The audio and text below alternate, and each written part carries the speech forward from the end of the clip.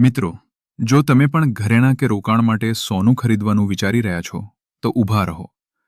PM મોદીએ સોનાને લઈને એક એવી વાત કરી છે, જે સાંભળીને તમારા હોશ ઉડી જશે. શું હવે ઘરમાં સોનું રાખવું મોંઘું પડશે? તમને જાણીને નવાઈ લાગશે કે દુનિયાનું આશરે 11% સોનું ફક્ત ભારતની મહિલાઓ પાસે છે.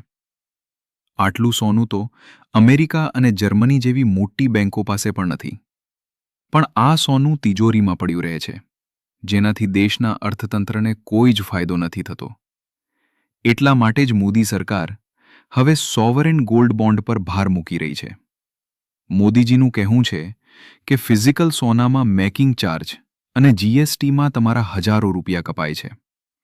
પણ જો મેં ડિજિટલ ગોલ્ડ કે બોન્ડ લો છો, તો તમને સરકાર વ્યાજ પણ આપશે અને ટેક્સમાં પણ મોટી બચત થશે.